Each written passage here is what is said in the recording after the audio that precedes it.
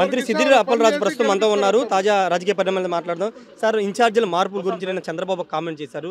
చల్లని నాణ్యం ఎక్కడికి వెళ్ళినా చల్లదు, ఇంకో నియోజకవర్గాన్ని మారిస్తే అక్కడ గెలుస్తారనుకోవడం జగన్ భ్రమ అనే ఒక కామెంట్ ఆయన చేశారు. మీరు ఎలా చూస్తారు?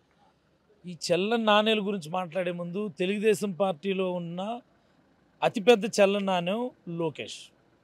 ఈ మాట ఎందుకు చెప్తున్నానంటే, ఏదో మా పార్టీలో ఇక్కడి నుంచి ఎమ్మెల్యేని తీసి అక్కడ మార్చారని, లేకపోతే అక్కడి నుంచి ఇక్కడ మార్చారని ఆయన మాట్లాడుతున్నాడు.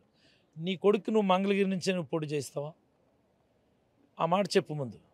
ఇదిగో నా కొడుకు మంగళగిరి నుంచే పోటీ చేస్తాడు, నా కొడుకుది నియోజకవర్గాన్ని నేను మార్చడం లేదన్న విషయాన్ని నువ్వు ముందు ప్రజలకు చెప్పి ఈ పనికిమాలిన మాట మాట్లాడితే వింటారు ఎవరైనా.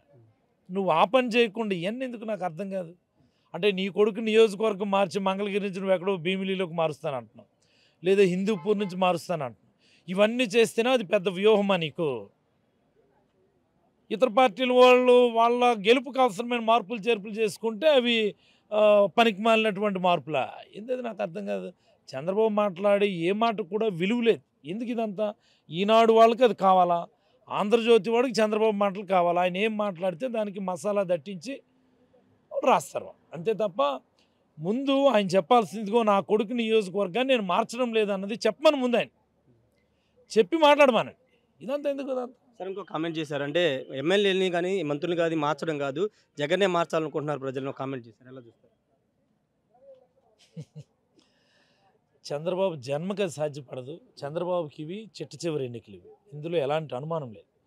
మా ఉద్దేశం, మా అందరి లక్ష్యం, మా అందరి సంకల్పం, దీన్ని చెప్పింది కూడా అది వాస్తవం. From the bottom of my heart, Jaganmohan Reddy గారు ఈ రాష్ట్రానికి ముఖ్యమంత్రిగా కొనసాగాల్సినటువంటి అవసరం ఉంది. ఈ రాష్ట్రంలో ఉన్నటువంటి అనేకమైనటువంటి సంక్షేమ పథకాలు కొనసాగి ప్రతి పేదవాడికి మంచి జరగాలంటే, అనేకమైనటువంటి ఇన్ఫ్రాస్ట్రక్చర్ వర్క్స్ కంప్లీట్ అయ్యి ప్రజలకు దాని ఫలాలు అందాలి అంటే జగన్మోహన్ రెడ్డి గారు మళ్ళీ ముఖ్యమంత్రి కావాలి, ముఖ్యమంత్రిగా కొనసాగాలి. లేకపోతే చంద్రబాబు అనేటటువంటి వ్యక్తి వల్ల 14 సంవత్సరాలు ముఖ్యమంత్రిగా చేశాడు, 3 సార్లు చేశాడు ముఖ్యమంత్రిగా. ఆయన వల్ల ఈ రాష్ట్రానికి నయా పైసా ఉపయోగం మీరు చెప్పండి. ఏ రంగమైనా సరే, విద్యారంగం, ఓ వైద్య రంగం, ఓ ఇరిగేషన్, ఓ ఫార్మర్ రిలేటెడ్, ఓ అగ్రికల్చర్ రిలేటెడ్, ఎనీ రంగాన్ని తీసుకుని ఇది చంద్రబాబు మార్క్ ఇదని చెప్పి ఎవరినైనా మీడియా ముందుకు వచ్చి చెప్పమని చెప్పండి. మా నాయకుడి గురించో లేకపోతే డాక్టర్ వైఎస్ఆర్ గురించో 100 చెప్పగలను నేను.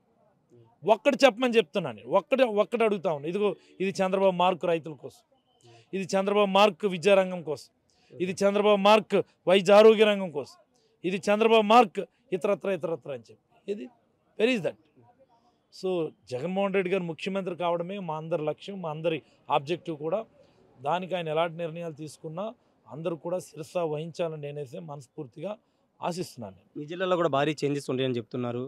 అంటే సిద్ధంగా ఉన్నారు ఒకవేళ మీ నియోజకవర్గం మార్చినా పనిచేయడానికి, ముఖ్యమంత్రి నిర్ణయాన్ని గౌరవించడానికి సిద్ధంగా ఉన్నారు? నేను నిన్న కొన్ని వేల మంది సమక్షంలో మాట చెప్పాను, మళ్ళీ మీకు ప్రత్యేకంగా చెప్పేది ఎట్లేదు. ఓకేనా? మొత్తంగా అయితే ఒకటే చెప్తున్నారు. చంద్రబాబు నియోజకవర్గాల గురించి మార్పుల గురించి మాట్లాడే ముందు తన కుమారుడు లోకేష్ గురించి మాట్లాడాలి, ముందు మాట్లాడిన తర్వాత మిగతా వాటి గురించి కూడా మాట్లాడాలని సిద్దిరి అప్పలరాజు చెప్తున్నారు. ముఖ్యమంత్రి నిర్ణయాన్ని ఖచ్చితంగా గౌరవిస్తా, కొన్ని లక్షల మంది ప్రజల సమక్షంలోనే తన నిర్ణయాన్ని ప్రకటించాలని సిద్దిరి అప్పలరాజు చెప్తున్నారు. Camera person ఫన్నీతో Rayesh RTV, Velagapudi నుండి. మరిన్ని వీడియోస్ కోసం ఛానల్ ని సబ్స్క్రైబ్ చేయండి, లేటెస్ట్ అప్డేట్స్ కోసం వాట్సాప్ ఛానల్ ని ఫాలో చేయండి, అండ్ లింక్ డిస్క్రిప్షన్ లో ఉంది.